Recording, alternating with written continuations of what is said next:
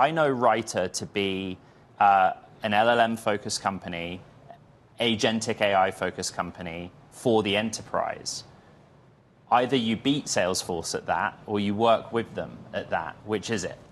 Yeah, what we do is help companies rewire operations to be AI native. And so partnerships with companies like Salesforce are a really important part of that. So it's definitely the partnership angle, but there is something to be said around doing things AI native and being able to start with a blank sheet of paper versus, layering on agentic into, a system of record that has existed for a while. Yeah, you've kind of wanted to build it from the ground up, May, but I turn therefore to Matti, and when you're thinking about the audio applications of artificial intelligence, we've had you on the show to think about how now music can be created by just writing in a few key prompts. How are companies adopting ElevenLabs appropriately with a return on that investment? Is it with a Salesforce or is it from the ground up? Caroline, thanks for having me here. We've seen an incredible shift over last year where the combination of voice and conversational agents can elevate a customer experience for customers across Fortune 500 all the way to some of the highest scaling startups. We've seen both. We've seen companies built using some of the best in breed technologies, including voice, like you said, all relying on the entirety of the platform. We are thrilled to be here at Dreamforce, and as part of the work we do, be part of the voice for Agentforce, powering that work across their platform. So we've seen both, and across the enterprise segment, quick adoption in that sector. May, we have loved how outspoken and clear you've been in pushing back on perhaps these narratives of 95% of all AI pilots aren't working when we think about the MIT report that really rocked the market.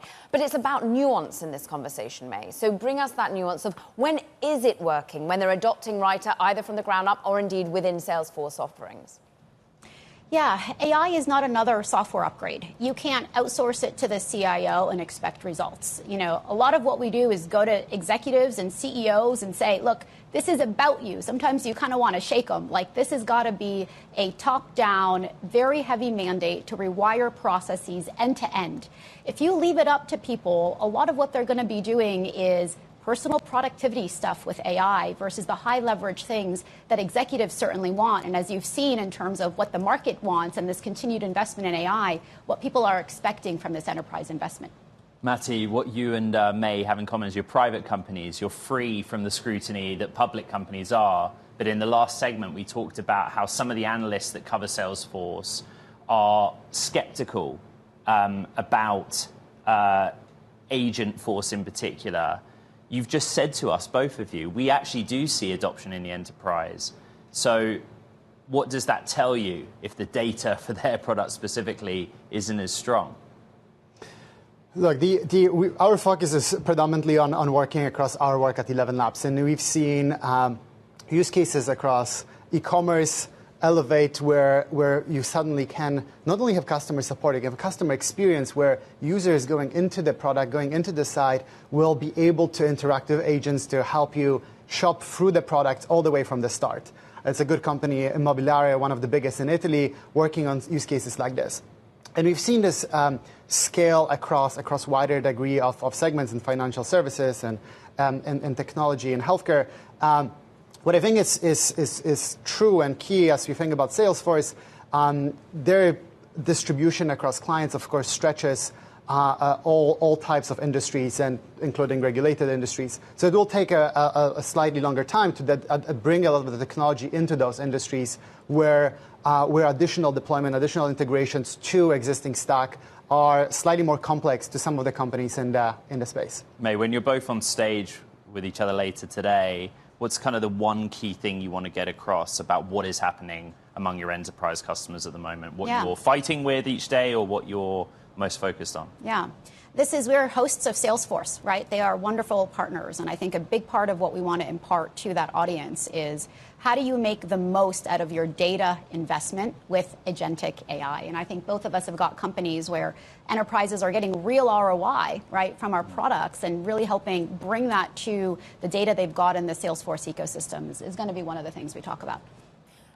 What's so interesting, really, Matti, has been the ongoing anxiety among that enterprise workforce about whether they're being augmented or whether indeed they're being replaced. How have you continued to try and tell that story, particularly when you're in the world of music, of IP, of real individuality and creativity? For us, it's extremely important to work with the industry together. So our music is the first fully licensed AI music model at incredible quality, working with our research team.